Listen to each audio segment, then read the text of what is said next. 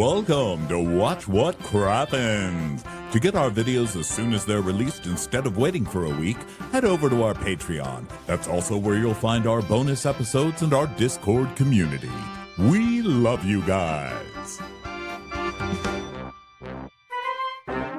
Well, hello and welcome to Watch What Crappens. I'm Ronnie and that's Ben over there. Hello, Ben. Hello. Hello, I'm sitting in a new place today because I was having technical issues in my normal place, so I'm recording from far away. Ben is in the lie detector room for this very special episode of Watch What Crappens. I am very much in the lie detector room. I'm so excited to podcast today, Ronnie. We were privileged as Bravo viewers to have, I thought, two like amazing episodes last night. Now, I went onto Twitter yesterday. I was so excited after I watched it. We watched the screeners, and I was like, I can't say anything about the episode because screener embargoes. I said it's gonna be a great night of programming, and I got a few people who were like, "You're wrong. You were wrong," because people were very angry at the OC episode, and I'm not saying that you shouldn't be because it was an infuriating episode, but you have to admit, like, I spent this episode like cringing the entire time. I was like, oh my God, I was covering my eyes. I texted you. I was like, I can't deal. I was stressed out afterwards. To me, that's the mark of a great episode. If you're like feeling it, if it's in you and you're like afterwards, like, oh my God, what do I do? What do I say? Who do I say to anyone? You know, that's a great episode. And then on top of that, let's not discount Miami's contributions to the evening, which we'll obviously talk about on our Miami episode. Well, I just don't understand why you watch Orange County if you don't think you're going to get upset. That's what Orange County is. It's like reading your tax forms on a good day. Like, why would you do that? Like, you know you're going to get mad, okay? Of course it's infuriating, stupid Emily. You know, and Emily finally did what I've wanted to do all these years, which was egg her fucking house. I'm glad she did that for me because what a dick that lady is. You know, all of them, really. This whole cast, what a bunch of dicks. I mean, this cast is so bad that they have me rooting for the compulsive liar. I'm like, wow, Katie's great. I want to give Katie a parade at this point.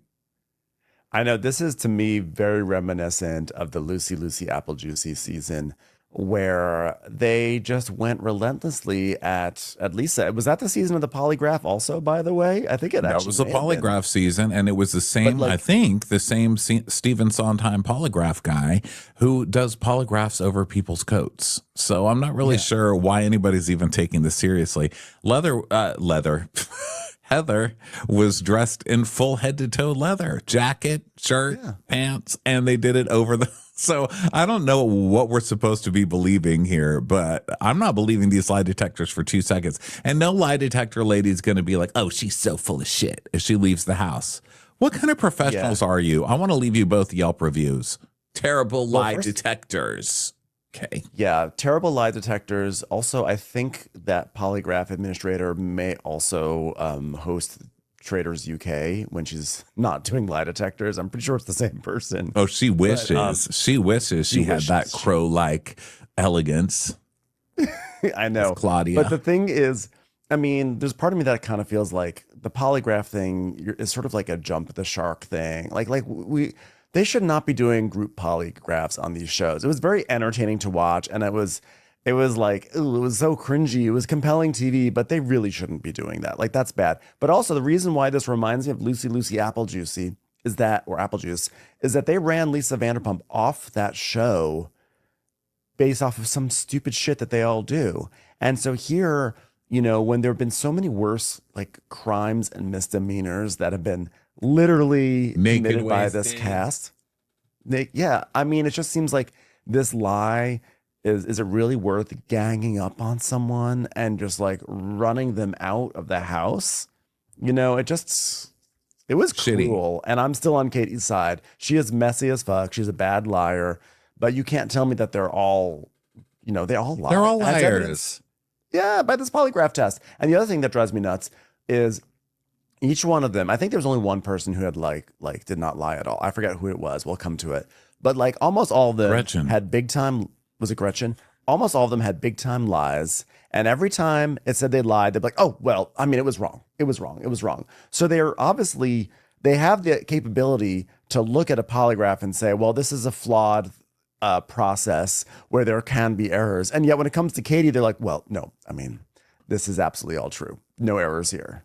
Like, it just is so hypocritical. Yeah, they're a bunch of assholes on this show, seriously. And Gretchen got a passing score on everything. She got everything right, or not right, but non-lie. She told the truth on everything, supposedly, but we caught her in a lie during the lie detector test. So, yes. Like a known fucking liar, Gretchen walking around crying in her John Benet Fox Ramsey outfit. Like, what the fuck? Like, you people are full of shit, and those lie detectors are terrible.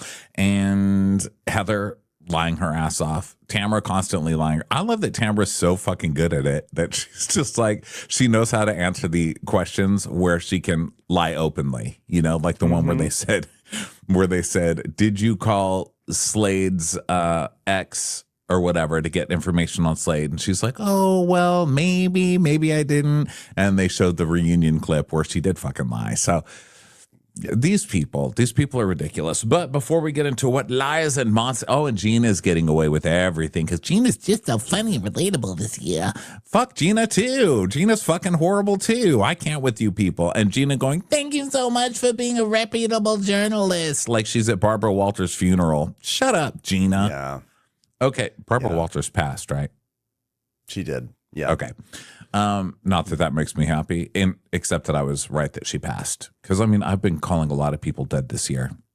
So, sorry, Tim Curry. Still sorry. I'm still sorry. So anyway, welcome to the show. Monday night is Amazon Live. Well, Monday afternoon, 4:30 p.m. Pacific. No, 4 p.m. Pacific time. You'll find a link Monday over on our Instagram. You can follow us both personally. That would be fun. I'm Ronnie Karam. That's Ben Mandelker. And also, if you want this on video, it's on demand over at Patreon. That's also where our bonus episodes are. We did 3 hours of bonus content this week on the Love Island reunion, which is ridiculous, but we did it. And next week, it looks like we're going to have some Real Housewives of Potomac and or Below Deck Med trailer trash coverage. So join us for that. And thanks for everybody for your support. Let's get into the recap, okay? Like and subscribe. So here we go. This is season 19, episode 8. I can't believe it's only episode 8, by the way. Oh my God. It seems like episode 37. That's a lot's going on this show. Yeah. A lot is going on. I mean, I think it's a great season, but I think we all know. I think this should probably be Emily and Gina's last season. I'm just gonna say that right now, like because people are already starting to flag the season is getting a little toxic. And by a little, I mean a lot. And I don't want like big wholesale changes, but I think that like maybe Emily or Gina, at the very least, one of them, like I think they should really be on the chopping block because especially I think Emily has been the one who's been the most toxic this season personally. I think that like Tamara's always like base level toxic. That's what she's there for. But Emily's been really I think she's been nasty and cruel. And Katie may be a liar, but there's something vindictive and unpleasant about Emily that makes me feel like she should probably get a timeout from this show. I mean, what do you think? But I do love that she's dressed like she's in the cast of Glow in her confessionals. I like that she's coming off being so mean when she's like female wrestling it up over there in her tiny headed in her shrunken headed confessional. She's an asshole. She won't get kicked off. I don't think anyone's going to get kicked off personally, except maybe Katie, but maybe Gretchen. I mean, who knows? Who knows what they're going to do? But this show doesn't care. They like the bottom of the barrel. It's OC. It's OC. Let's celebrate. Let's celebrate what we have. But yeah, she's a monster. And I love that all of this started with Katie's daughter saying that Emily's kids mentioned that Emily shit talks Heather when she's alone at home. That's probably the most believable thing that Katie has said in all of this. In all of the lie accusations, I believe that one the most. I mean, I don't know what mother doesn't talk shit about their friends in front of their kids. I mean, what are you going to do? Lock your kids in their crate? You know, you can't do that 24 hours a day. And you're going to be talking shit about your friends 24 hours a day. What else are you supposed to do when you're raising the kids? I don't have kids, and I do it all day long myself. Even when you don't think the kids are there, like we kids, we listen in. Like we sneak around corners. Listen. It's no matter what Bernadette was on to something.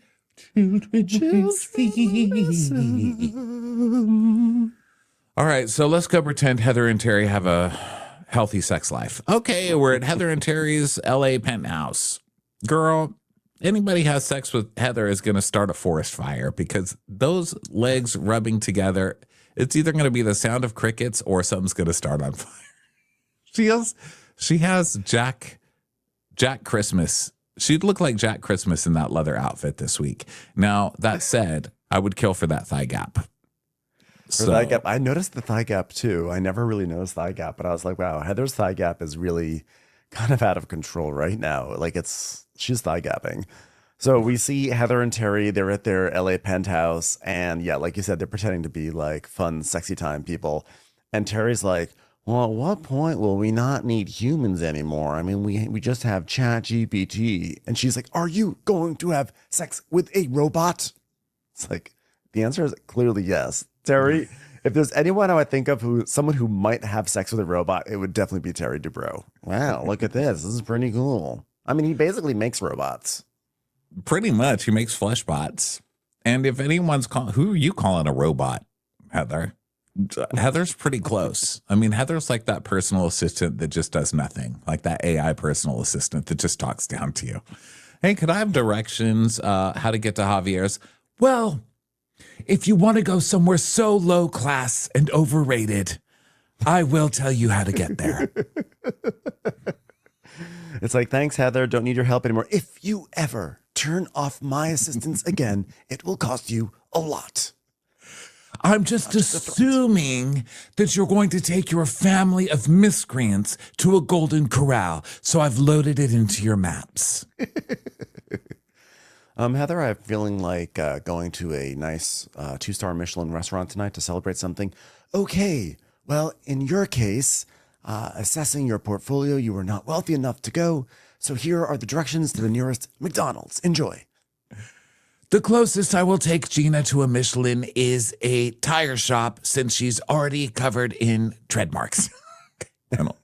So, I feel bad. So we go to Jen's house where she's chatting with her kids. Like, life is just so great. She's like, oh my God, do you have any advice for your brother? Blah, blah, blah. Yeah, how about don't fucking sign hundreds of thousands of dollars in loans because you're a child? How about that, Jen? How about maybe like helping your children?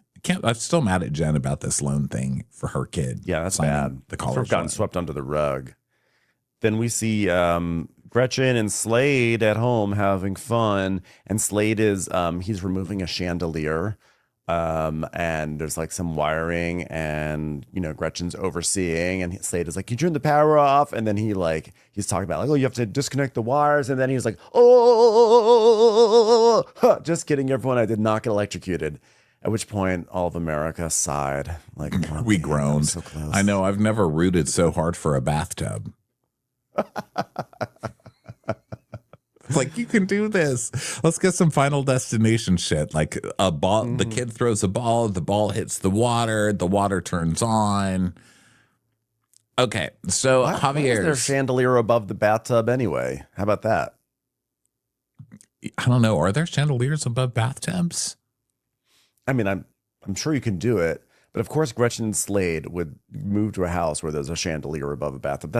They're not in some gothic mansion. They're just in like a 2-story home in Orange County, and the fact that they have a chandelier in the bathtub, like over the bathtub, gets funnier and funnier the more you actually think about it. Well, she's had that place forever. Isn't that the same place she's had?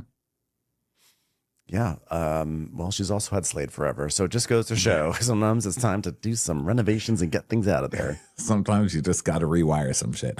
Okay, let's go to Javier's. Shannon comes in with Big Dick Daddy from Cincinnati, her father, Gene, who's now 96. It's his 96th birthday today. Being a perv really pays off. With old age, lots of butt grabbing. Just grab, because he's like the kind who like grabs a flight attendant's butt. Or pats it at least, and it's like, hey, honey, love the flight. Keeps you young, guys. It really does, because he looks great. He seems very sharp and with it. Like, you would never think he's 96 years old. I would think he's like 82. So he looks, he is definitely with it. So Gene the Machine, good for you. So Shannon has brought Gene for a little birthday celebration. And Shannon's like, well, so Dad, I have to tell you, this young, very attractive girl came up to me and said, this man came up to me and he said, please don't go. I'll take care of you. And his name was Gene the Machine. And that was you, Dad. You were the one who said this to the young woman and almost caused me to have a heart attack because every time a young woman comes up to me, I'm thinking, is this the slut who was walking with David on Newport Beach? Oh. He's like, yeah. Hey, I'll take a margarita. I'm not driving today. Is that a dig? Was that a dig? So he's like, oh, it's probably just a joke. You know that, honey. And she's like, oh, it's what keeps him young. He's always laughing and all the more power to him. Woo! So they cheers and he talks about dating. It's been a while. And she's like, well, Dad, I don't want to date anyone right now.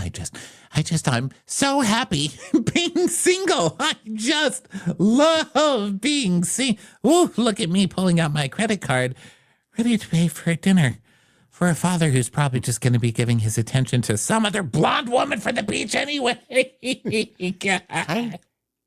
I have to say, I just don't want to date anyone right now, which is funny because I literally just had a little vacation where I went to a hotel filled with eligible bachelors for 2 weeks and still came out with basically no one. So I'm just feeling great about myself. There was one very nosy concierge who had some boundary issues, didn't appreciate that either. And apparently you have to understand flight paths of hurricanes to get a good man these days. I don't know about dating anymore, Dad. Don't know. You know me, I'm just so old fashioned. I don't want to be the pursuer. I don't want to have to watch other people's homes get blown away in a hurricane when I could be dancing on a bar.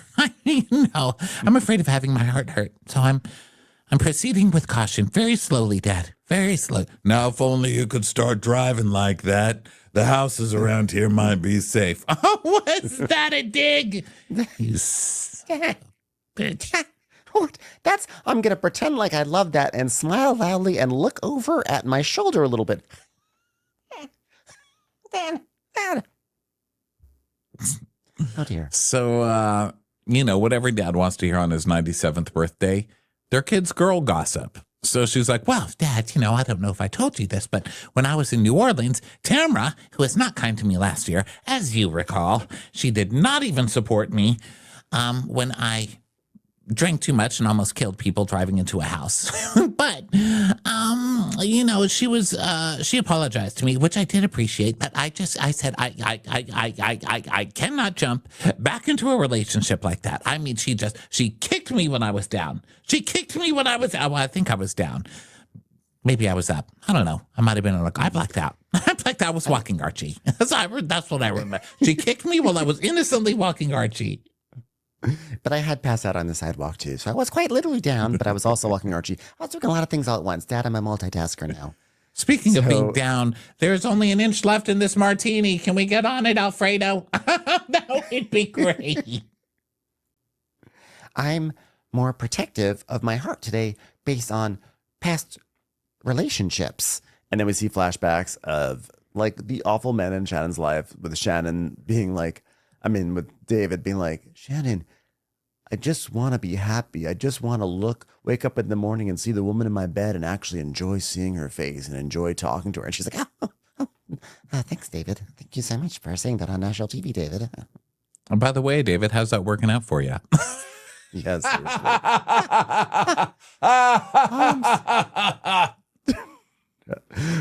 Dubrow is just laughing somewhere. She's like, that was comedy.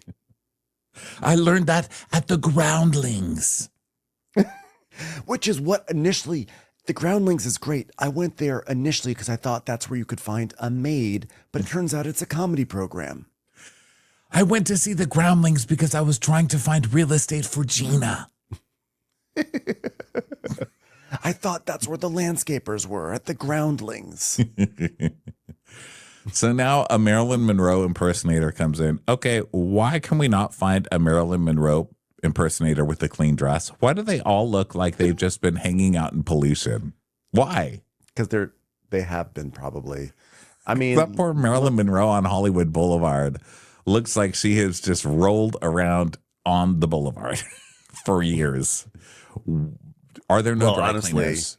Didn't Marilyn Monroe ever wear anything else than white? I know.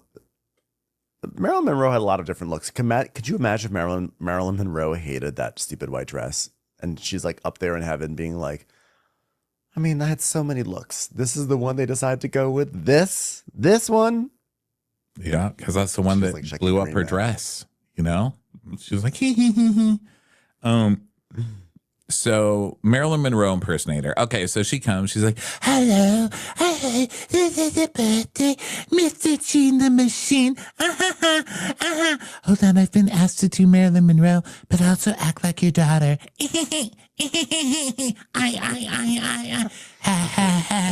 Happy birthday to you. This is a little creepy, Marilyn.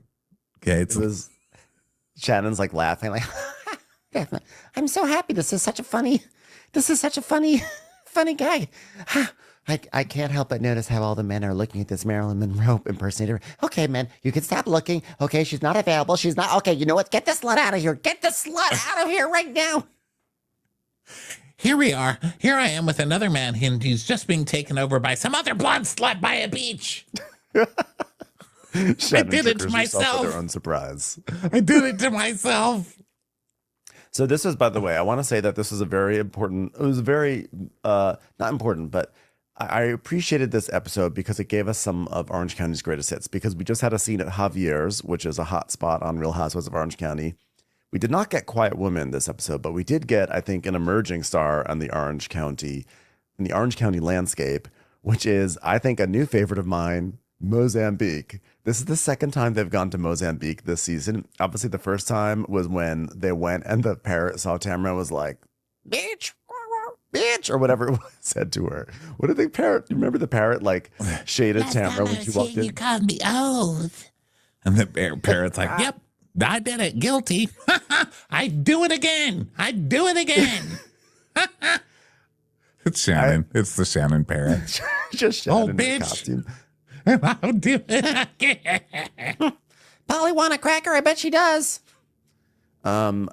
This restaurant, I'm sorry, Mosamb Beek, this is like the funniest thing. I feel like we as Bravo viewers need to really appreciate Mosamb Beek more, because this like African safari themed restaurant in Laguna Beach, and that has like parrots that they go to many times. Like they've gone to Mosamb Beek several times over the years. And I looked it up on Google Images, of course. And it just is such a funny facility. They've got like, rooftop dining, but there's like a lounge downstairs with this like sad sofa. And then they have like a place where like a band plays, and all the Shannons and the John Jansons and such go there and dance while they play Journey. Like, I just think it's the funniest venue. And I think we need to pay more attention to Mosamb Beek. I think we should enter it into the canon. So we're here at Mosamb Beek restaurant. This is the big moment that we've all been waiting for, the Kiki Monique confrontation. So Gretchen and Gina show up, two people who you'd expect the most to find in a place called Mosamb Beek, Gina and Gretchen. And Gina's like, I'm happy, Gretchen, that you reached out, because like I'm happy to be here for you, because like I know this is like kind of a lot, and I want to get to the bottom of it, like honestly. And Gretchen's like, yeah, like where I'm like the most upset is like, why are you like taking any conversation like talking to a reporter? Because you all literally do that. That is the Orange County Real Housewives playbook. You guys all talk to all the reporters, and just that, like, when someone messes up, because usually there's someone who's too clunky, you all pounce and make them the sacrificial lambs. It makes you guys all seem better. But you guys are all talking to all the reporters and bloggers. Yeah, I mean, look, I'm going to stand up for Katie a lot in this episode, but she was shitty for this, I think. She was shitty for going straight to a reporter and telling her shit. She just was. I mean, you shouldn't do that. None of them should do it. They do all do it. But I think calling out Katie is okay on this. But I think that Gretchen's still lying, and she did say that stuff to Katie. I do. She 100% did. Yeah. She 100% did. And they're all dying on this hill. That's so stupid. Yeah, so she's like, I'm just feeling beyond betraying. Like I thought I was in a safe space with people that I trusted and I loved. Why would you trust them and love them? You knew them because of Instagram. because your thirsty ass was trying to get back on this show. Those are not friends that you trust and you love. Those were Housewives cast members. Are you nuts? Have you learned nothing? I think you're an idiot. Do you not know the first rule of housewifery, which is anything you say and do can and will be used against you in the court of reality TV? But what I don't understand, I mean, Gretchen is a dummy, right? We know that. But why would you bring this up in front of a bunch of housewives if you didn't want it to go anywhere? Because normally when you bring stuff up like this, you want it to go somewhere. That's why you're dropping the seeds in the first place. Do you think that she actually said it, or do you think Slade said it at the party? Because they're kind of insinuating it was Slade who said it, because Katie told her husband, weren't you there when Slade said it? And he said, yeah, I heard it. I actually have a more naive take. Like, I'm actually a little bit less cynical on this, in the sense that, like, I think Gretchen brought it up just because they were gossiping about Tamara, and she probably did not think it was really going to go anywhere because it was such old news. She probably thought it was just like, they're just probably kikiing.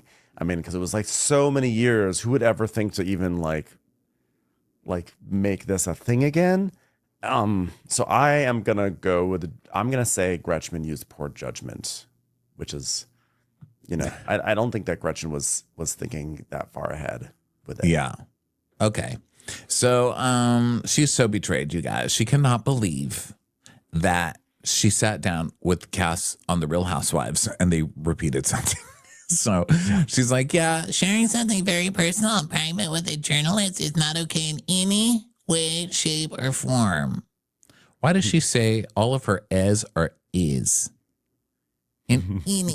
What? So Gretchen, you know what I mean? Her pronunciation. Say it again. Her sounds like it's not okay in any way, right? So she says, it's not okay in any way. She makes them with an I. It's so funny to me that she does it. So she's like, my hope is Katie will be exonerated in this. And so Kiki Monique arrives. She arrives in such a funny way. She just comes and she's already kind of like slightly shaking her head and smiling like, hi, you made me drive 2 hours for this. So, I was about to say, she had the look of someone who just drove from like Hollywood to Laguna Beach. And if you've never done that drive midday, look at Kiki's face. She's like, oh my God, the traffic, the random toll. Why is there a toll road going to Laguna Beach? There's a toll road for some reason. Why does everyone here have those Oakley glasses on? Like, it's traumatizing. Honestly, that is a traumatizing drive. And you could just see by Kiki, she's like, oh man, I've been on that road for 6 hours. Yeah. So Gretchen's like, hi, I'm Gretchen. And she's like, yeah, we've met. And she goes, what? When did we meet? She goes, oh, well, we were on the phone at Shenanigans. I mean, who hasn't said that? I feel like we've all said that at some point. Oh, hey, we met on the phone at Shenanigans. Good to see you. She's like, is that a fast casual restaurant? No. Is it a neighborhood bar and grill? No, it's Sheena's podcast. Oh, okay. Well, someday we can Shenanigans. Shenanigans. Maybe, Ronnie, someday we can re-meet Gretchen and we can do the same thing, except our version will be like, we actually met. The four of us did a psychic reading together at Leah Black's house. Yes, and that psychic told her she was going to have a child. And she's like, no. She looked grossed out. She was like, no, I'm never going to have a child. Slade can't do it. And no, it's too late. And he's like, no, you're going to have a child. She's like, no, I'm not. And there she is, standing on a countertop with her fingers slightly crossed that her dad might slip into the bathtub and electrocute himself on a chandelier. So he didn't say that part, but I'm sure he thought it. Yeah. I'm sure that was probably the unedited version. So yes, they say hi to Kiki and everything. Kiki's like, yeah, we met already. And I like that Kiki was subtly calling her out, which is just, that's funny to me. So then Gretchen's like, I decided to call Kiki because the best way for me to move forward with Katie and with the group and to figure out everything is to figure everything out. And just to know the truth. And I wanted a witness here because I didn't want it to be like another he said situation. So I've got Gina. Hi, I'm Gina, the witness. Oh my God, Kiki. I'm like so sorry your name is even getting tossed around in all of this. And she's like, yeah, I never would have done this otherwise if it wasn't for that. Normally, I only drive to Orange County for lunch with Katie. But, I've spent so many years building up my reputation in this hard-hitting industry of hard journalism. I started in the Iraq War. It was rough. I was in a bunker for a very long time under Saddam Hussein's house trying to get Hey You to work. And I just appreciate you giving me this Back time. then, I was asking soldiers, were they watching Hey Paula on Bravo? And actually, several of them were. I remember asking Saddam Hussein. I remember asking Saddam Hussein right before he was captured in that little hole he was hiding in his BVDs. I said, Saddam, do you ever feel like you're not being treated like the gift that you are? And Saddam said, hold on, I need to see what Rachel and Raj are doing. And I said, what are you talking about? He said, the Oscars are coming up and Rachel has to style Jennifer Garner. And 5 minutes later, he was captured. It's been bananas, guys. Bananas. I do like an alternate timeline where Saddam somehow got captured because he got distracted watching the Rachel Zoe project. And Hey Paula. And Hey Paula. I'm sick of not being treated like the gift that I am. So Gretchen's like, well, unfortunately, what happened for me is I was sideswiped with all of this information when I was out in Louisiana, and I sat down with Katie and I was like, you would never. And she said, no, I've never spoken to Kiki about you. I have no idea what they're talking about. And Kiki's like, well, were you going to say that? This is where, what? I'm about to say, like, Katie, this is where you have to be a better liar. You have to follow the Tamara school of giving some shreds of truth, because when you say, you could have just said, I didn't bring up the drugging, or say I didn't bring up, I never said, you have to say, I never said the word roofie. That's what you say. But by saying I didn't even talk to Kiki about you, now you're really setting yourself up for failure, because that's so broad. You're going to get caught in that one. You got to be specific about your claims. Yeah. You know what? I mean, look, and we like Kiki. We're friends with Kiki. Kiki was just at my home for our Watch What Crappens closing party a few weeks ago. So we actually like Kiki. So I don't want to call people out or whatever, but you're on the show, so I kind of got to. What happened to everyone's saying journalist this, journalist that, but whatever happened to journalistic integrity? If somebody's telling you that shit, why are you running to other people and telling them? I don't think that's cool. We should call Katie out. Have Katie go to that. Have Kiki go to that lie detector test too. I don't think that was very nice. That's something you shouldn't be spreading, right? But I love you. Still love you. I'm sure there's more to the story.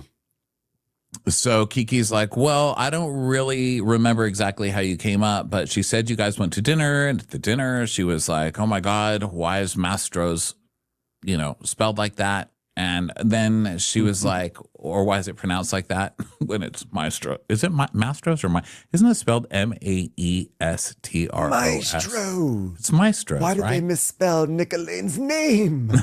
Isn't it spelled that way? Yeah, you're right. All right, I'll look it up. I've got my laptop right here in front of me. I can do so much. It's just amazing. Mastros. Here, I'm going to look it up. No, it's spelled Mastros. It's not spelled Maestros. Okay, I'm an idiot. Mastros. All right. Okay. All right. I'm a poor person. Okay. That's the lesson we just all learned. Who? You know who I bet loves Mastros? Sorry, I talked over you. How much do you want to bet that Gina loves Mastros? How much do you want to bet she's always walking around her house being like, hey, Nikki, you want to go to Mastro's tonight? Does anyone want to go to Mastro's? I was thinking that we could go to Mastro's tonight. I just feel like she always talks about Mastro's off camera. No, because Mastro's is extremely expensive. That's a very high end. But that's why Gina ain't going there. Why she loves it. Because she only goes once a year, and it's very special. It's very exciting for her. She'll call up Elizabeth Vargas, be like, you want to go to Mastro's? Can you pay? Well, maybe with Elizabeth Vargas, because she'll pay. So anyway, back to what Kiki said. So she's like, well, she said that you guys went to dinner, and at the dinner she said, did you know that at Naked Wasted Night, Gretchen had to go to the hospital after, and she was drugged? And I was like, my jaw dropped, and I was like, what? She said I said that. She said that you told her. Well, that is literally just insane to me. I don't even understand why she would say that. And she's like, well, I was trying to be more like, whoa, her and Tamara haven't had a good relationship. Why has this not come out sooner? She's like, yeah, exactly. If you think I knew something like that, wouldn't I have said it 17 years ago?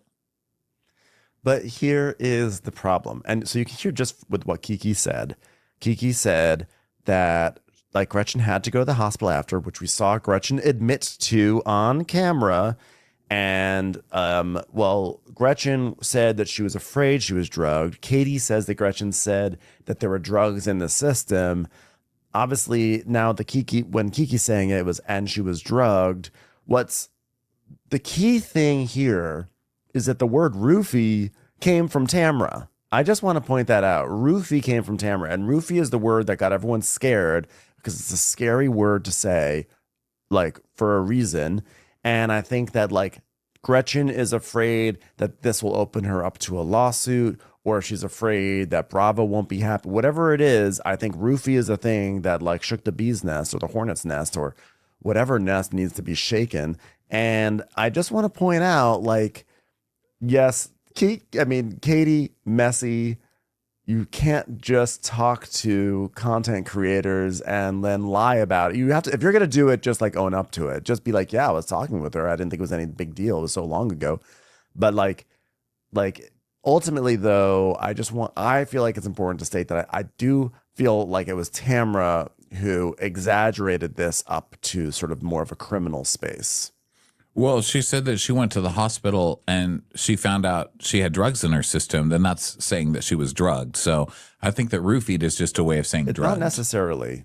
Like, it doesn't necessarily have to mean Rehypnol specifically. But if you're like, well, I had to go to the hospital because I was so sick and I was tested for, like, they found drugs in my system. That's saying somebody drugged me at Tamara's house, right?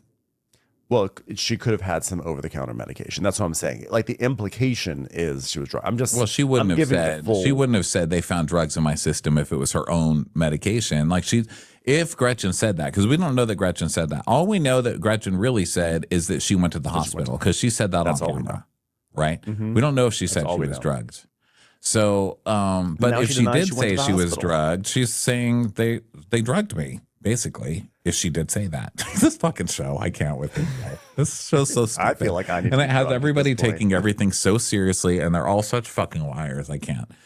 So yeah, she's like, I went out of my way to stick up for her with all these women. No, you didn't, Gretchen. You went and you got people. You went before the season with these ladies to solidify your side that you were going to come on and battle against Tamara with. Is what you did. So Stop making it sound like you're some fucking giving person. You're no Florence Nightingale, okay?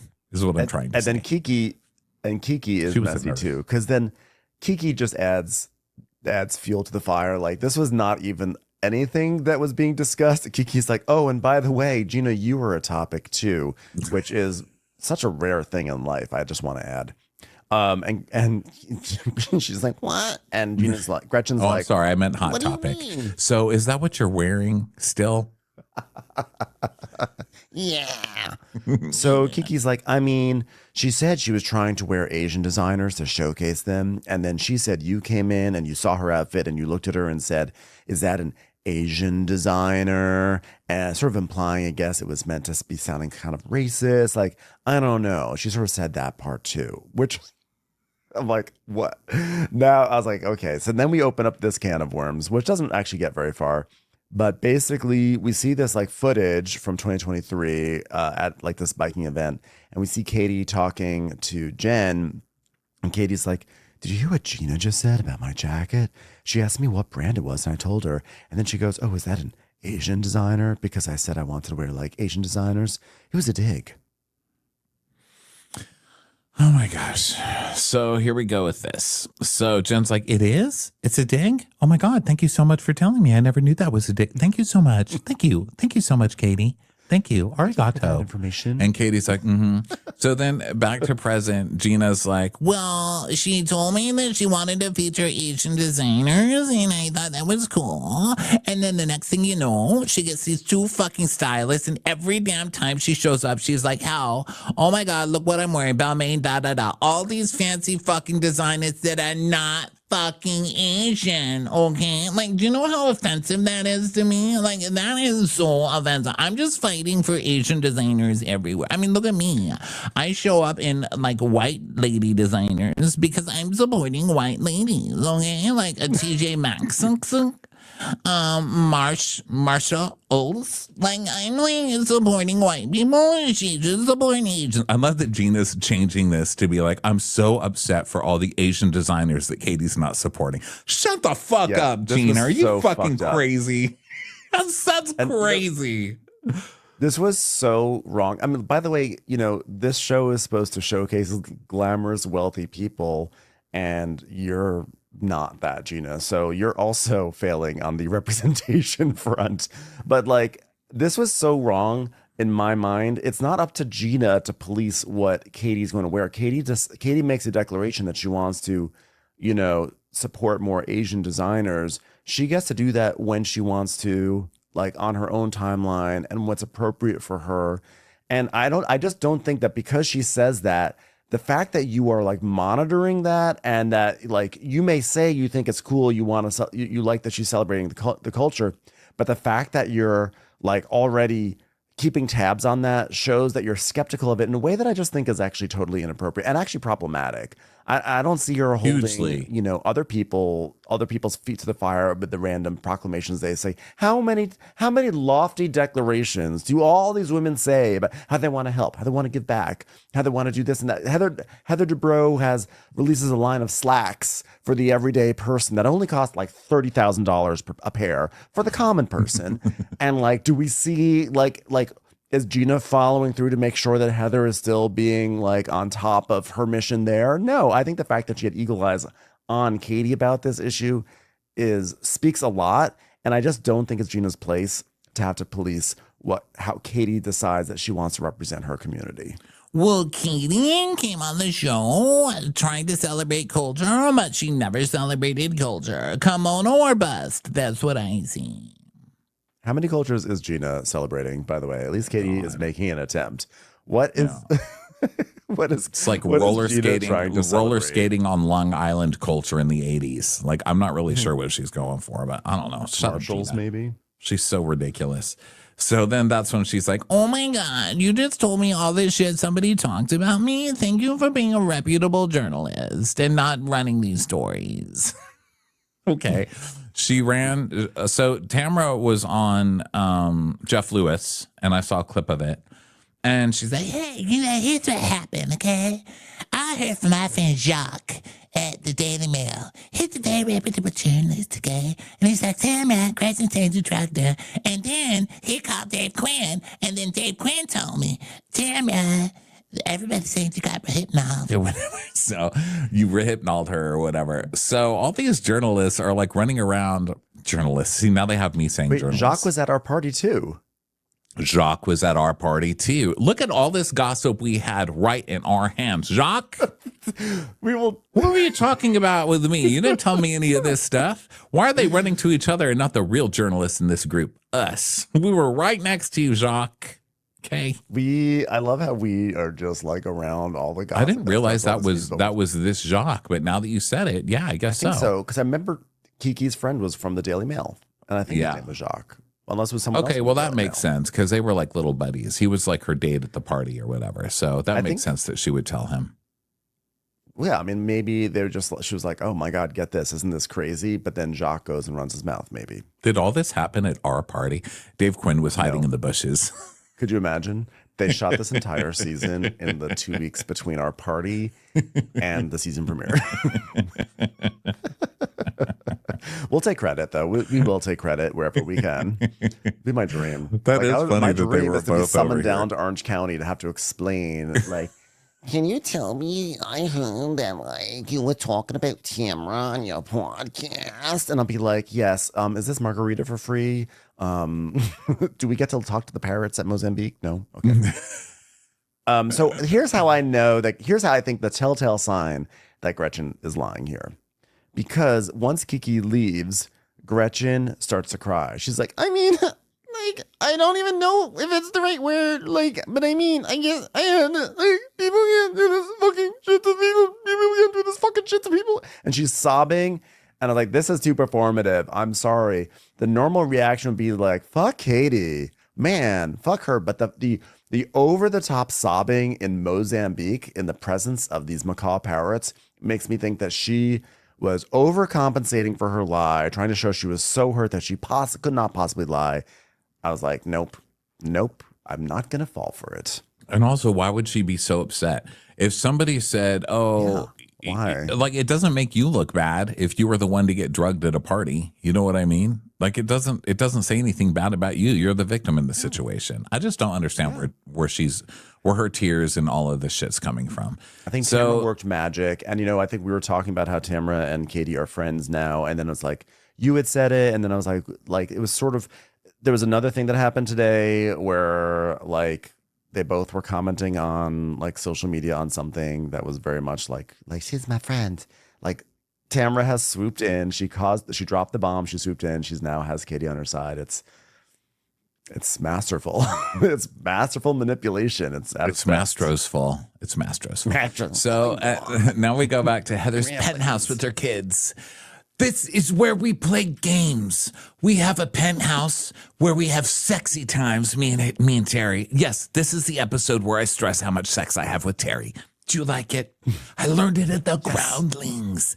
And so we have that for sexy times. And then we have a game house. That's where we play. And then on the lower floor is where we put the children. We, as a family, like to play games. Okay, we like to play games and talk about sex, but one game we will not play is Cards Against Humanity sex version, because that is basically pornography. You gave pornography to my child. Remember that? It was really hard playing a card game again after that molester tried to give pornography cards to my daughter. But here we are. I'm recovered. What a great season that was. What a great season. So they're playing poker. They're a happy family. I mean, this is sort of hilarious. So they have a penthouse, but they have a rental in the same building. So that way when the kids come in from college, they can all assemble as a family and play poker and look bored.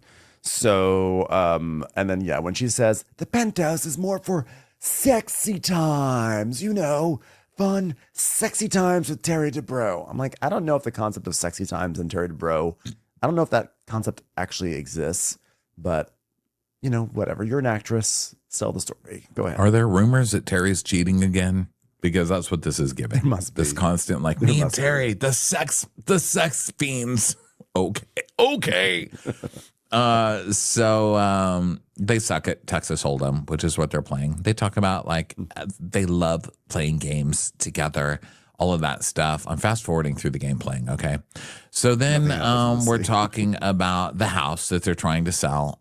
It's listed for $25 million. I think they sold it for $16.5, which is crazy. Yeah. They were trying to sell it for $25 million. These hucksters.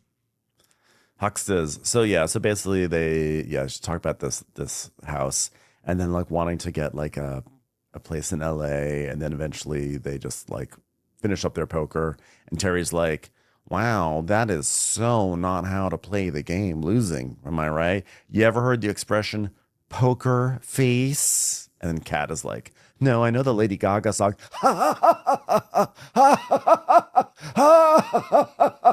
What's so funny? Happy family. What's so funny over here? Listen, you can do a lot to me, but you can't fucking lie.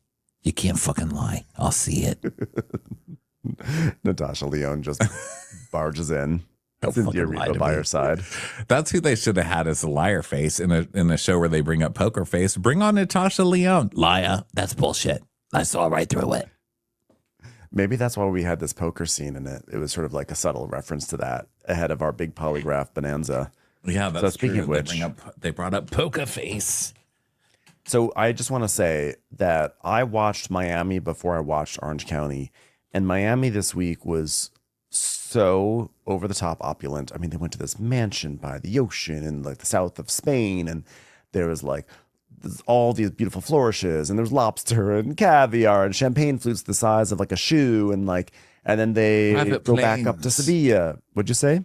Private Planes. They're in this enormous, beautiful historical plaza. There's enormous vistas and just gorgeous, and parades in the street, funeral processions. It's just like lux and glamour and whatever. And it's just like, it's kind of like what the Housewives is all about. It is so big and extra. And then to come to Orange County where it's like, all right, the centerpiece of this episode, Emily's house. It's like Emily's sofa from Ashley Convertibles, or Jennifer Convertibles. Like, it just is such a contrast. It was hard to come House down. that Emily's in-laws pay for. Allegedly. Yeah. So Emily is Seriously. talking to a party planner, and she's like, I know, Naruse. That's Persian New Year, and it goes into spring. On this spring, it's about new life. We're really here to celebrate Persian New Year. Let's bully the shit out of somebody. You ready, Naruse? Yeah, what about like doing group polygraphs says Happy New Year? Because that does not make any sense to me. Yeah, it's pretty gross that she's like tying this in with a Persian like holy holiday. What a dick. So she tells us about all this and that she's the only one who really celebrates it because Shane is half Persian, but he doesn't even care and he doesn't really know even anything. And so we see her talking to Shane and going, can you name anything that we're supposed to have on the aft scene? And he's like, goldfish. Yeah, but what does the goldfish stand for? Snacks. How dare you bring that up into our son Moni the goldfish? I gave Shayna some kebab and I said, see you later. So then we see people getting ready. Gina has her hair in rollers and she's like, oh my God, look at this volume, Meatball. Meatball's the dog, by the way. I have to do my own glam because I spent all my money on your glam, but you do look really good, bro. Oh my God. Gina implying that she ever was going to afford a glam team in the first place is hilarious. Gina getting her glam done. I'll never forget the scene where the lady who did their scalp treatments was horrified. Okay, so at Katie's house, she's getting her glam, and she's very nervous. Okay, guys, she's very nervous. And she's like, Persian New Year is all about new beginnings, so I'm hoping we can all move forward and start from zero. I'm sorry, but have you watched Bravo? Have you checked out the Persian show on Bravo? Because it's never about, like, talk about getting your life wrecked. Shaw's, but that's the way to do it. Yeah, that's a bad sign. But also, like, Katie, I feel like how many times has Katie said this season, well, I just want to have a fresh reset and we can start from zero. We can all start over. It's like every episode she has to say that. Single because episode. She does lie. I mean, like, and her lies are hilariously bad. Like, remember when she's like, well, I would call the journalist now to clear it up, but I'm just getting no reception here. I'm just no reception. Wow. She's always caught. Yeah.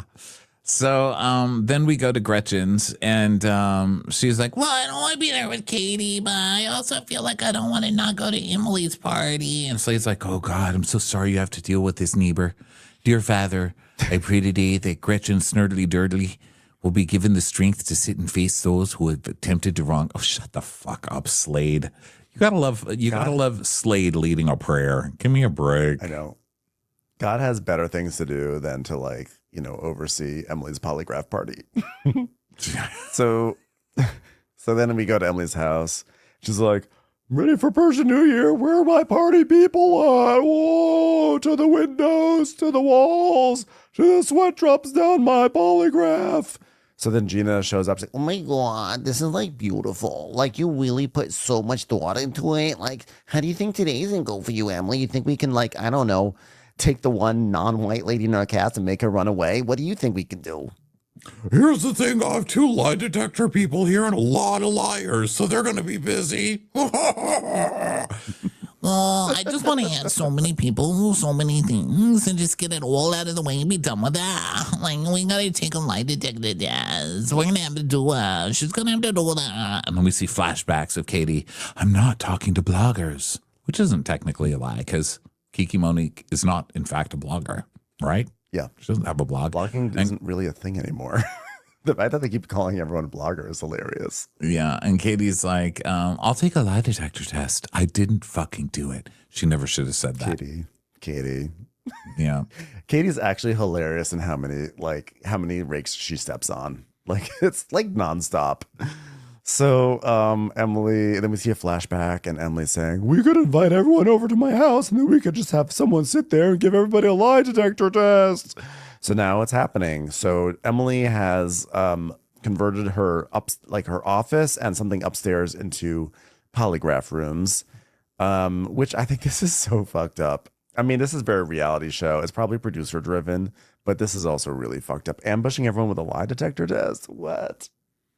So Gina's like, yeah, it's a good idea. Like, there's so many stories, like Gretchen, obviously all the Katie stuff. Like, it's so hard not to tell Emily about what happened with Kiki Monique because I want to tell everything. you've already told her. Like, we already know that you've told her. Why are you acting like you didn't tell?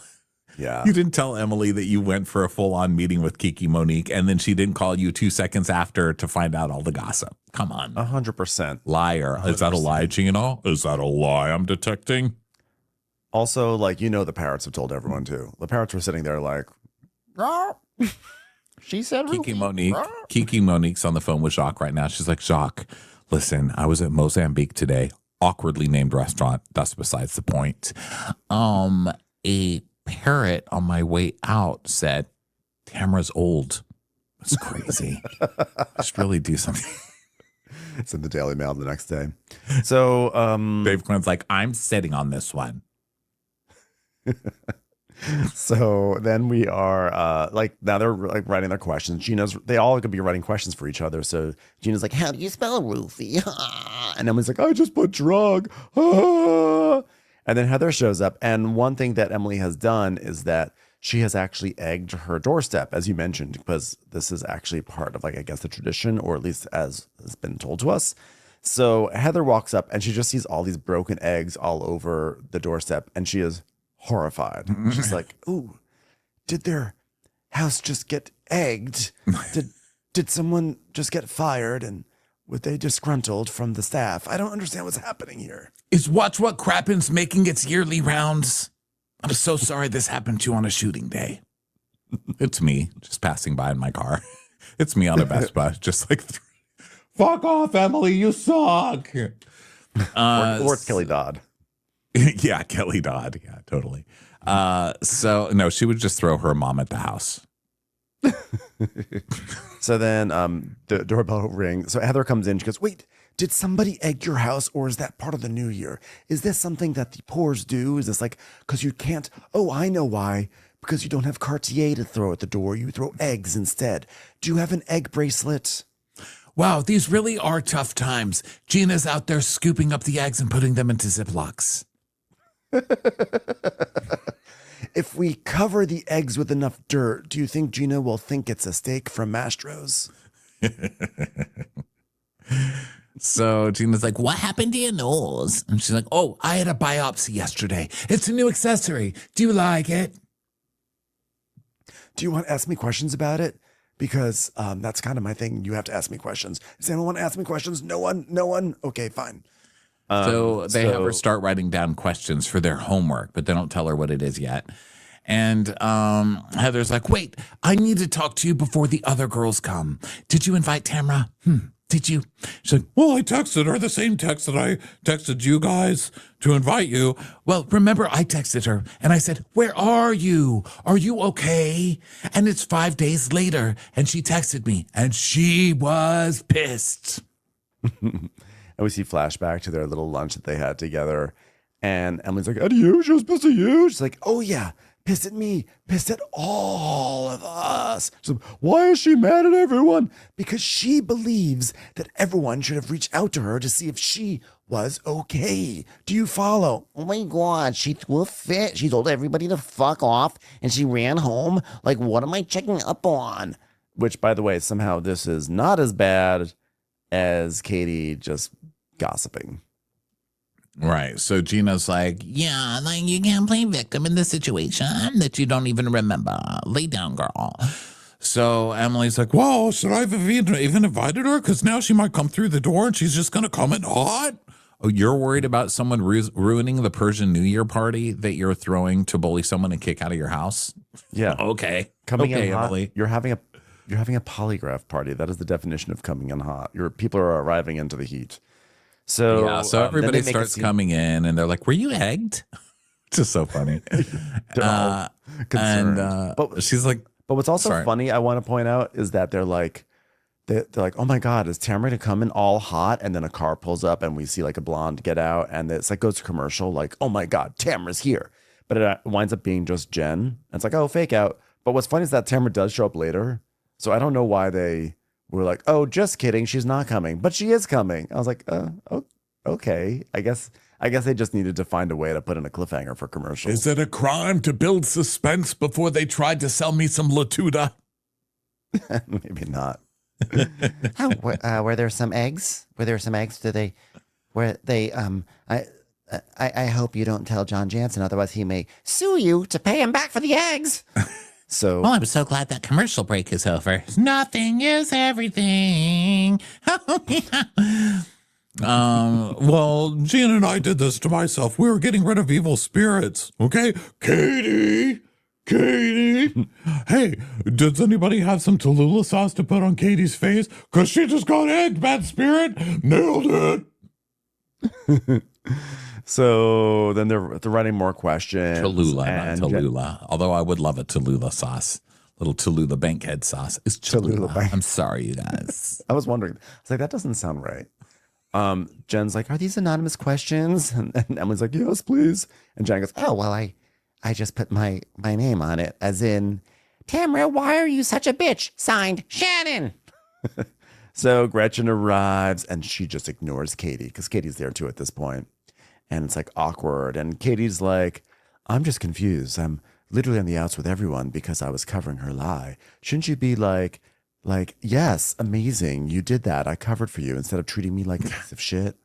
Well, I mean, Katie, you were covering her lie because you were the one who went out and told that to the blogger. So that's kind of the reason you were covering it in the first place. That's true. That's true. So Gretchen's like, Well, I just wanted to say, why would you lie straight to my face? You know, that's my question. And I don't want to have an argument. This is not the time or place. Poor Emily just got egged. so Emily's like, oh, I have a little fun activity. You just have to ask a couple of questions, everybody, okay? And Heather's like, how do we know they're going to tell the truth? That's what I want to know. Maybe I have a truth serum. Maybe I'll throw eggs at your face until you tell the truth. It's like, it's called vodka. Has anyone ever played a game called Pake? Pake. It's French. You play it with cards and you do it until you seem like a happy family. Okay. No. Okay. Truth serum is called vodka. That's why no one's ever accused Shannon of lying.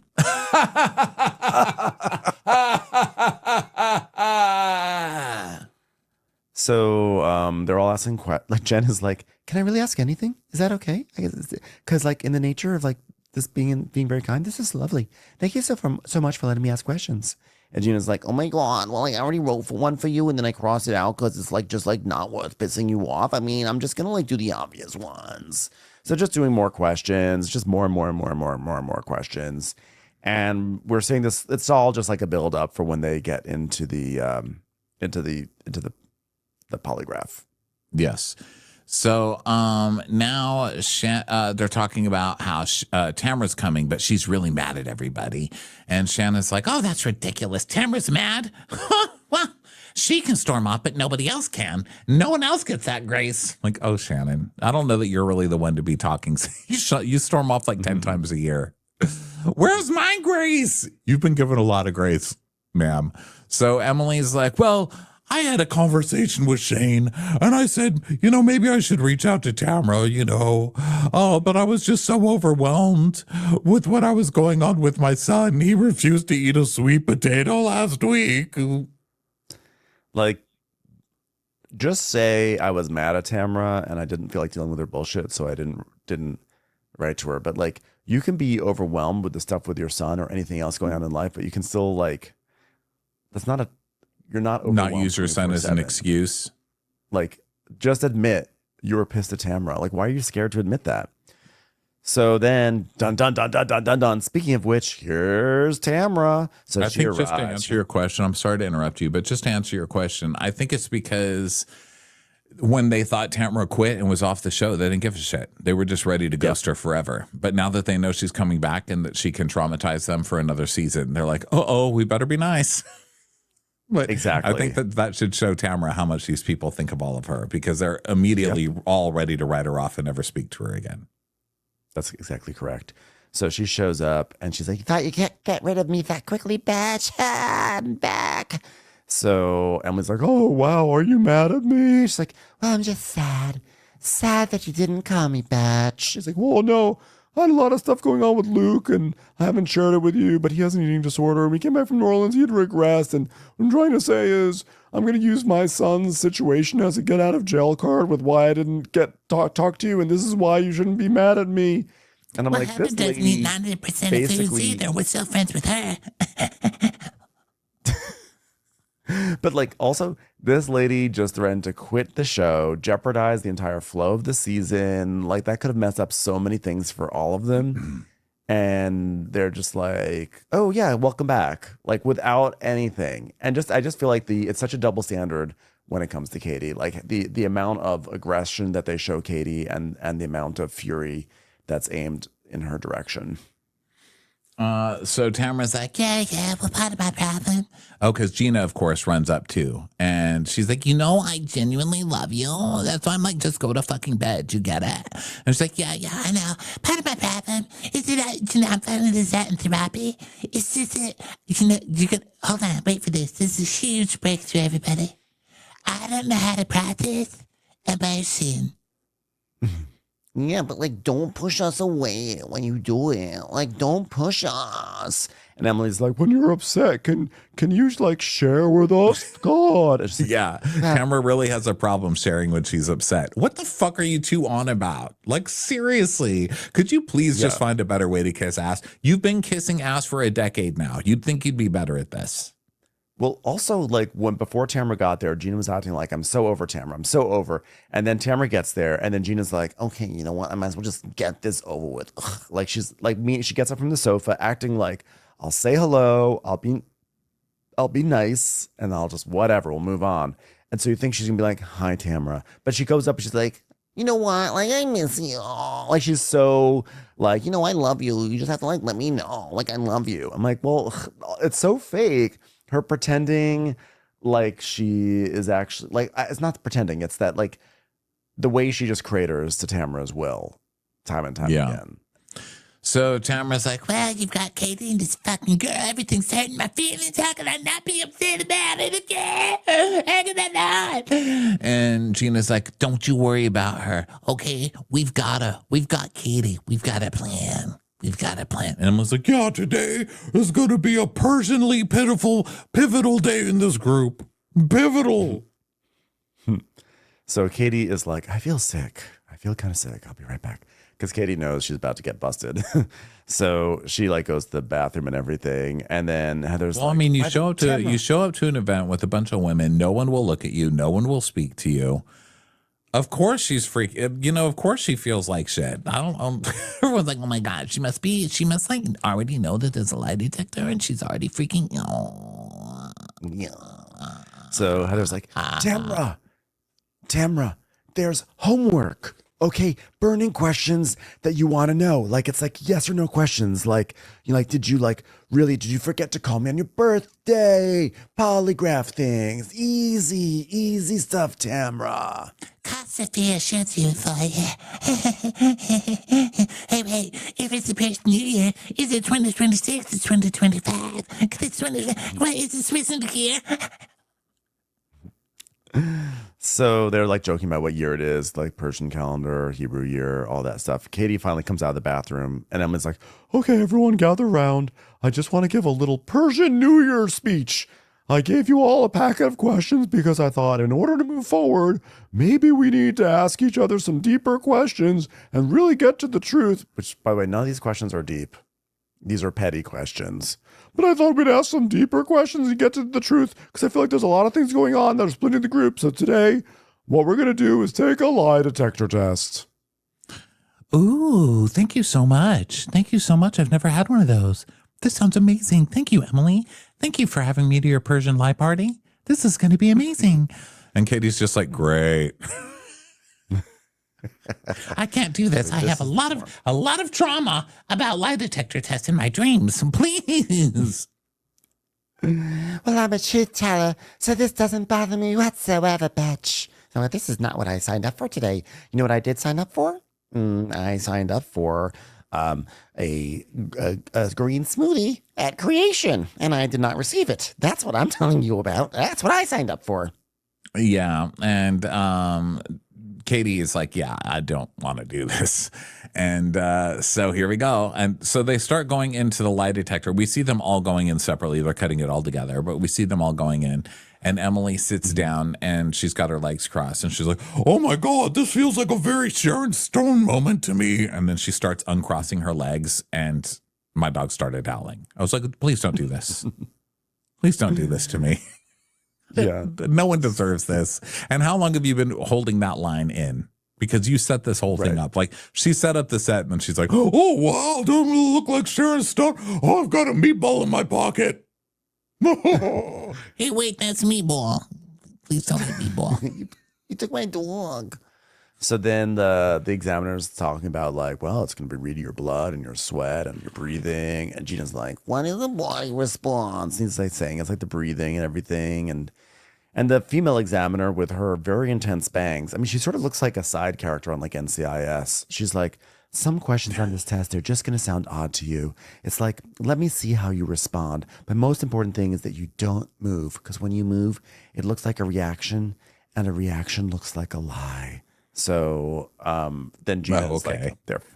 So then you're saying if someone was sitting there maybe like kind of nervously fiddling that everything might sound like a lie? I mean, why are we believing these people? I know, that's the thing. Polygraphs really, I don't think you can even really submit a polygraph in a court of law, right? I think they're too No, but of course, Emily, the lawyer, would be the one to bring up the most unreliable form of evidence to the show. Yeah.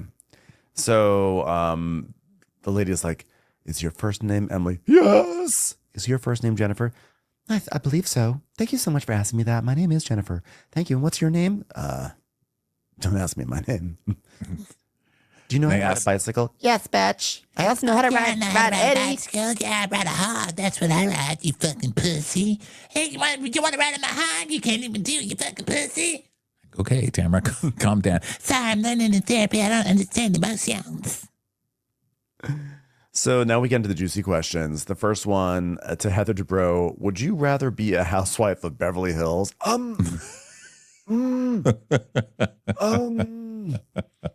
That was the best question. She's like, would I rather have a house and be a wife in that house in Beverly Hills? And we just don't see her answer. She's definitely trying to be like, she's furious, but she's trying to be like super cool at the same time. And it's a struggle. Then they ask Jen, are you currently keeping any secrets? I don't remember secrets. So no, I don't really keep anything. I don't even know my address, honestly. It's programmed into my car. I don't even use that deodorant. So then she's like, well, what is half of 10 times 5? Oh, half of 10 times 5 is 5. Right?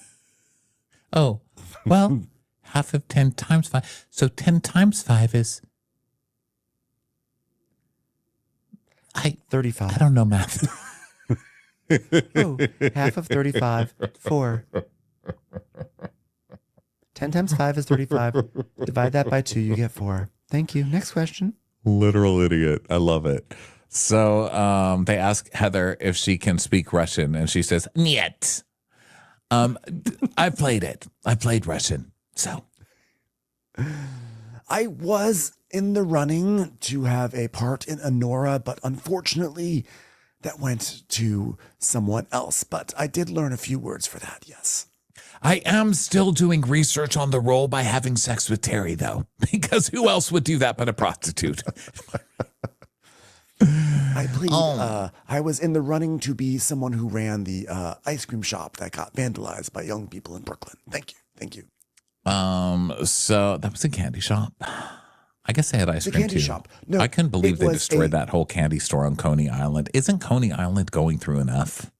Excuse me, but when I read for the part, it was a frozen yogurt shop, and when I didn't get it, what I heard is that the actor insisted it be a candy shop, and if they had worked with me, they could have kept their original version and their vision of a yogurt shop. Thank you. So they asked Gina if Travis has big balls. And she's like, Oh my God, like I'm panicking right now because like I haven't seen that many balls. Like I think they're big. so do you talk badly about Heather Dubrow in front of your children, Emily? And she's like, oh no. And then they ask Tamara, was she really told she was on the spectrum of autism? And so we see a flashback to her podcast with her going, I'm on the spectrum, bitch. I'm on the spectrum of bitch, bitch. and then they ask Heather if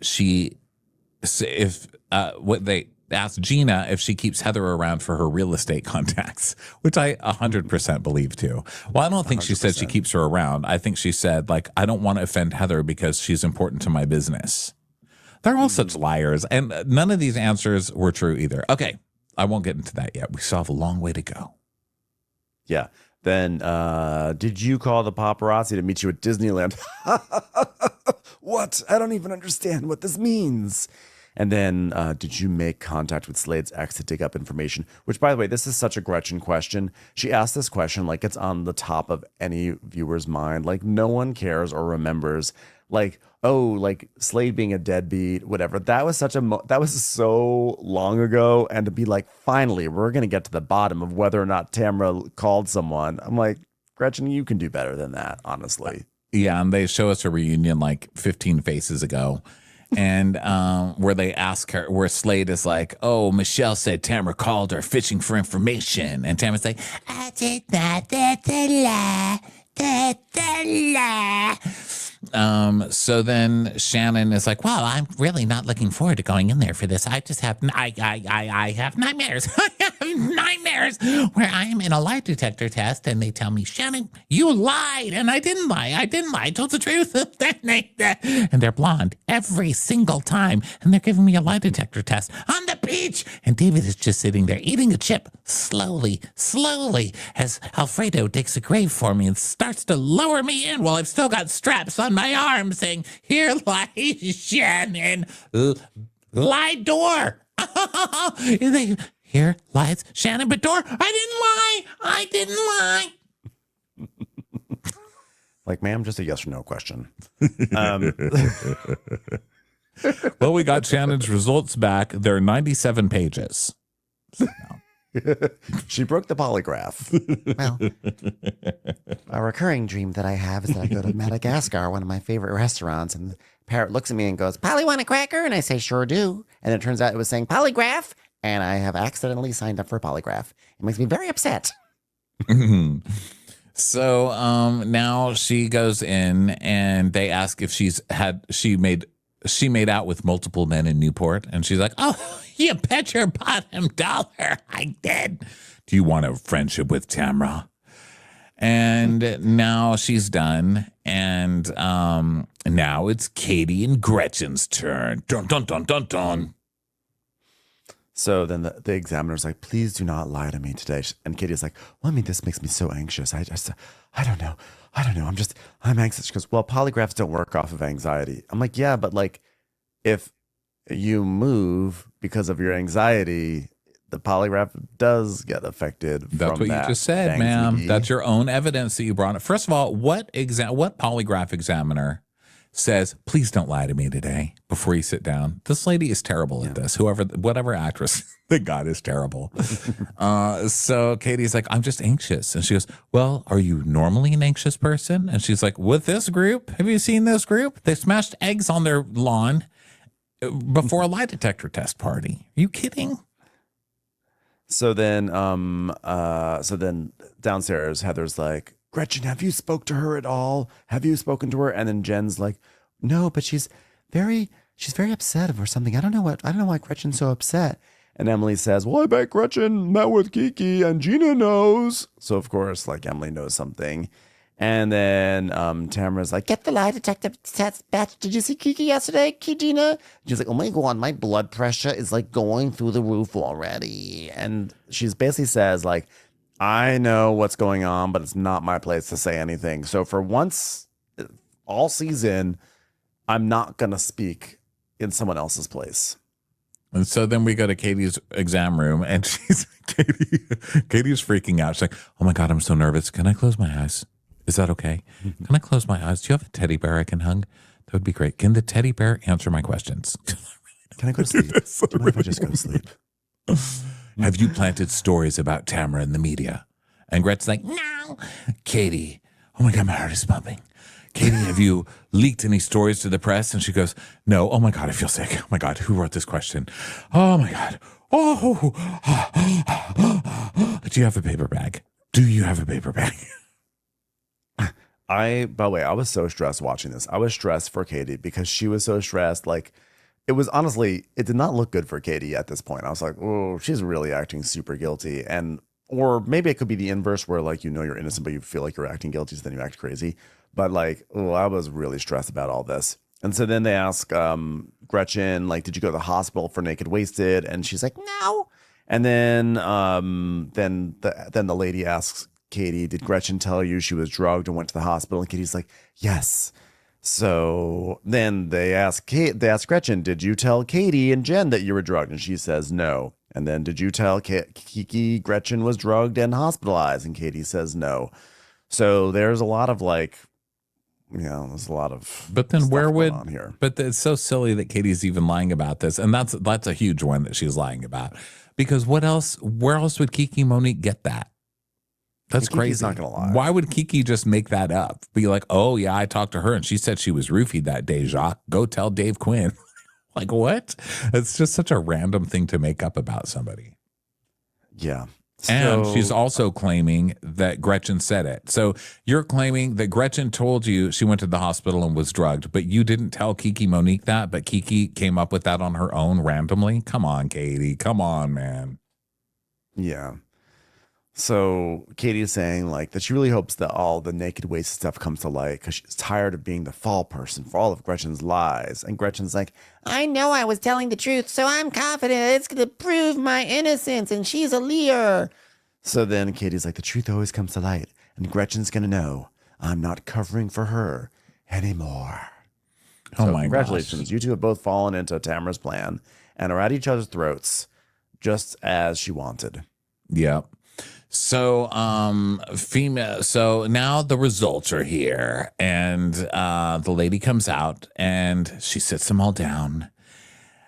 Emily, do you think you're a better lawyer than Shane? And she's like, absolutely. That's correct. You passed.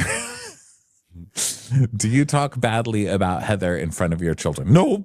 She goes, that is true. You pass that. Okay. Yeah. Already you're discredited. Get the fuck out of here. You're a liar. Get it out. Get it out. You're a liar. Move it. Clear the polygraph. Clear Leave this it. woman. Clear the bangs. Valentina, Clear the bangs. Valentina, get the polygraph out of here. Further away. Yeah, Katie's like, well, that's bullshit. So, Gina, did you say you keep Heather around for her real estate contacts? No. You passed. Bullshit. I don't believe it. And she's like, Oh, thank the literal Lord. Thank literal Jesus. Oh my God.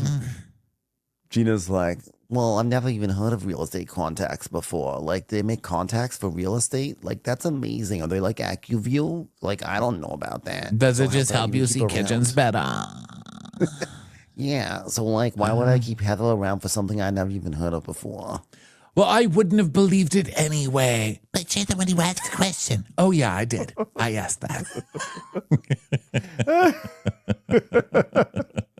the whole thing of Gina using me for real estate connections is so silly to me.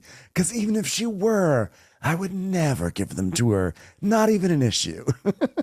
Okay, Tamara, did So- you contact Slade's ex to dig up information? She's like, I don't know. I remember she reached out to me, if I reached out to her. I remember, so I just said yes. I mean, that I did. I spoke with her. I did speak with her, so I don't know. It's so long ago, that. Yeah, Tamara's basically like, I said yes because I couldn't remember, and I figured it would tell me I was lying if I said no, so I just said yes. And like, that's you passed. It's like you passed by so lying. Only Tamara could pass something by fucking lying about it boldly. So Gretchen's like, so Tamara's Gretchen's protecting her ass, and it's going to prove that she's a liar. And if she doesn't admit the truth, she just wanted to hear anything to make Slade look like he was a deadbeat. There's a manipulation and a calculation and intent behind every single thing that woman does.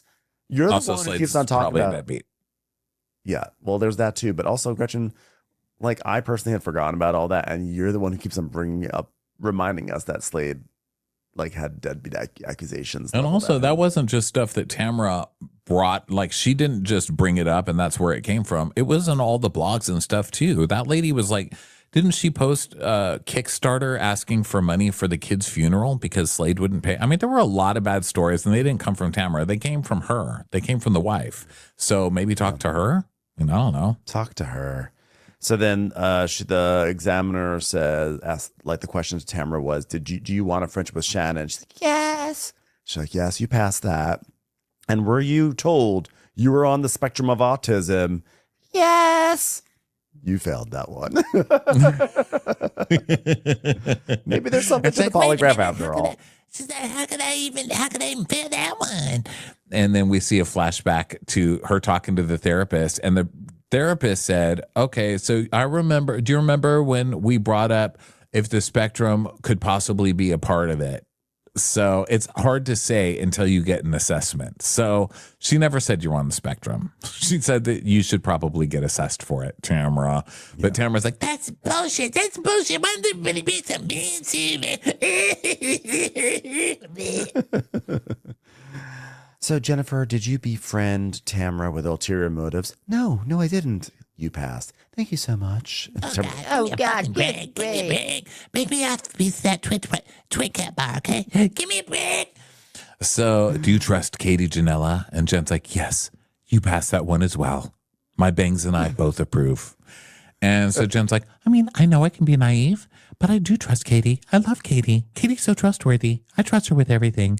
I leave her my children. I wonder if she'd sign a loan. What's 5 times 50 divided by 8 plus 3? I just don't know. I still don't know. I'll ask Ryan. He's really good with math. It always works out well for him. So then Katie is like, she just likes, Katie is saying that it feels good to have a true friend because the polygraph says that like Jen does trust her.